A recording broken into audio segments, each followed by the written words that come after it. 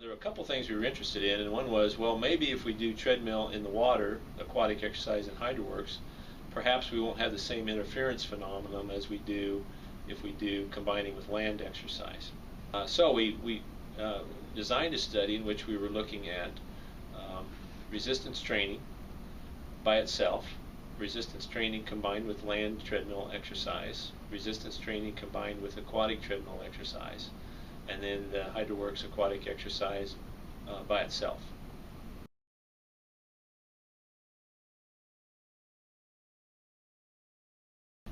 So the protocol involved testing them at the very beginning when they were untrained, entry into the study, and then assigning them a specific what we call an acute exercise session, which would be a single session of exercise at a prescribed intensity.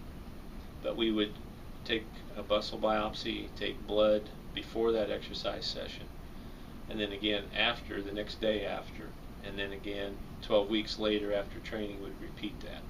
So Brad can talk a little bit more about the more specifics of training, and but that was the general overview, and you can add anything you want to that, Brad. With regards to the acute exercise sessions that Dr. Crouse was talking about, we more or less wanted to see what the effect of one session of exercise was for each of these groups, and we wanted to look at that when people were in the untrained state, so before they did any training, and we wanted to look at that when they were in the trained state, because how someone responds, and it goes kind of with common sense, if someone has an exercise for a while and then goes and does a workout, it affects you just a little bit differently than if you've been training for months.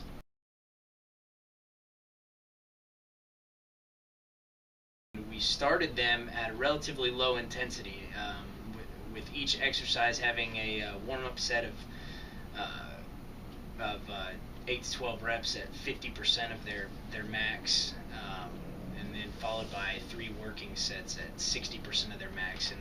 And how we progressed that was for the first 6 weeks, if a subject could achieve all of their reps for a given exercise, we would increase the resistance by 5% for the following week. So the increase in intensity was based on their performance in the weight room. After 6 weeks, we retest their strength values, because the goal is hopefully after 6 weeks we would expect them to get stronger. So we retest them at that point and reset their maxes so that all of our percentages that we have them working at are now off of their new strength values.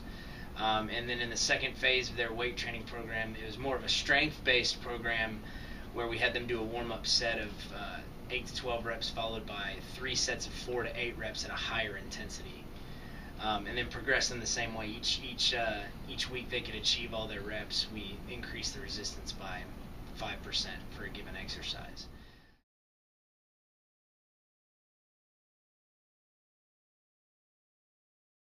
For our combined groups who were doing weights followed by either land treadmill or followed by the aquatic treadmill, they performed the exact same weight training program as the people who were just doing weight training. The difference is we added the aerobic component afterwards.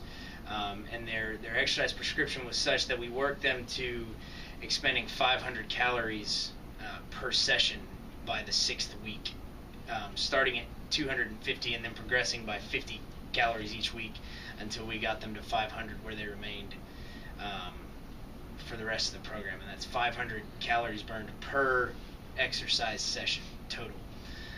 For our combination training groups, so that's people who do weights and then follow it with the land treadmill or the aquatic treadmill, they had twice a week where they would lift and then go make up the difference in kcals on their aerobic mode that they were prescribed to, whether it's land treadmill or aquatic treadmill. So, for example, if they burned 200 calories in the weight room, that meant that if their prescription that week was 500, they had to go burn another 300 on either the land treadmill or the aquatic treadmill. They also had a middle day during the week that they trained where they did a 500 calorie workout, just aerobic only, just land treadmill or aquatic treadmill. Throughout all of this things that were constantly monitored. We constantly monitored things like blood pressure, heart rate throughout exercise session. Again, every session was personalized to each individual subject. Each session was based on each subject's individual data, and each subject was essentially personally trained by a personal trainer who was there to supervise the session and collect data on them throughout. It wasn't like a group exercise session where you have numerous subjects and someone kind of overseeing it. It was highly controlled. Can you increase muscle mass gain when you combine resistance training with HydroWorx training? And the answer is resounding yes. You get more muscle mass. Does that muscle mass translate into more strength? Are people just stronger? They got more muscle mass, but does that mean stronger? The answer to that is yes. So people who resistance trained and then did aquatic treadmill training in HydroWorx were statistically significantly stronger, statistically significantly had more muscle mass. They improved in cardiovascular fitness more than the people that were in the just resistance trained alone, and that's pretty much a given. Everybody knows if you just resistance train, you don't get cardiovascular fitness as well.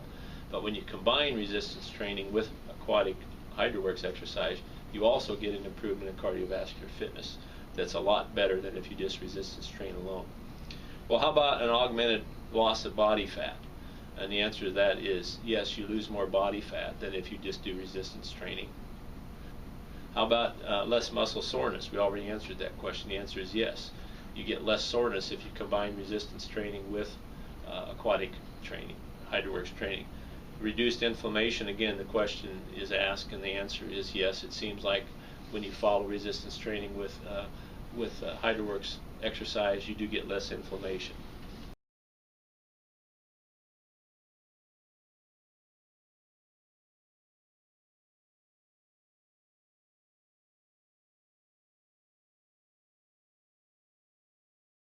So we were asking this question: does a single session of HydroWorx exercise performed after resistance exercise reduce soreness, for instance?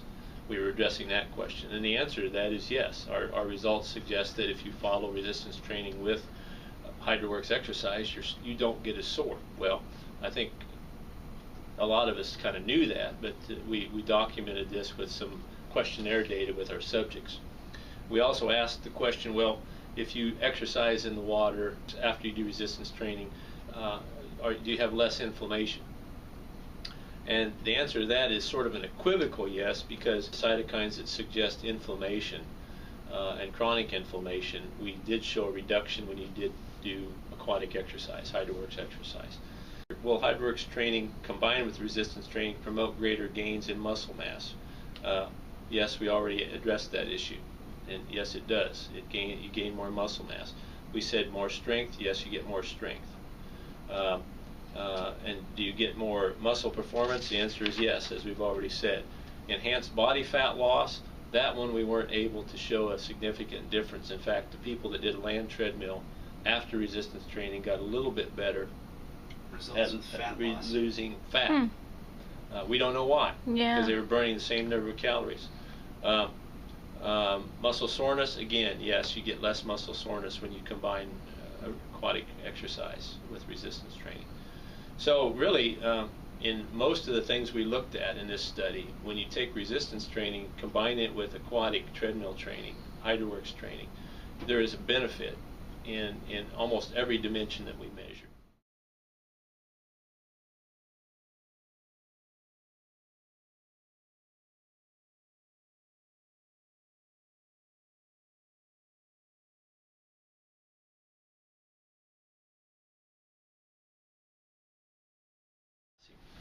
We did not anticipate finding this, so it was a surprise finding, and that was that when we trained people in the water, and let me back up and say and remind you that we maximally stress test all of our subjects before training and after training.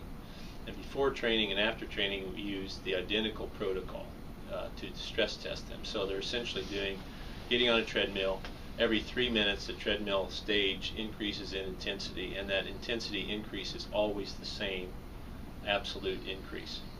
So what we found was that when, and as I mentioned to you earlier, and you have some video of it, during that stress test we measured blood pressure every stage. Well, what we found was that when we completed 12 weeks of training and we did our post-testing maximal testing on the treadmill, the subjects that were trained in the water at every stage tended to have lower blood pressure than when they were trained on land treadmill. Now, we were surprised to find that. We didn't expect to find that. And when we followed it up from Nick Green's study and now Brad's study, we continually show that the people who were stress tested, who were trained in the water, showed lower blood pressure during maximal stress testing than if they were trained on land. Now you might say, well, so what? Well, the so what is severalfold. One is we already know that hypertension is a huge cardiovascular risk factor. So if people can exercise at a lower blood pressure, that puts less stress on the vasculature to some extent. Also, if people can lower the blood pressure during exercise, that high blood pressure during exercise is a predictor of developing hypertension, even if you have resting normal tension. So the lower your blood pressure might be during exercise might predict that you might not be hypertensive. So we think there are good things going on there, but we don't know what caused it. So we're pursuing that in another study, actually, and we've already looked at some metabolic markers, or some markers of a system that tends to cause vasodilation during exercise, and we found that some of those molecular markers actually are changed in HydroWorx exercise in a way to suggest we are going to get a decrease in blood pressure. So we've backed it up with some molecular work, and we're actually getting that together now. And one of my doctoral students now is pursuing that question with some ultrasonic studies, some ultrasound studies of peripheral vascular changes that occur with and without HydroWorx training. So I think that's going to be a pretty fun thing to continue to pursue.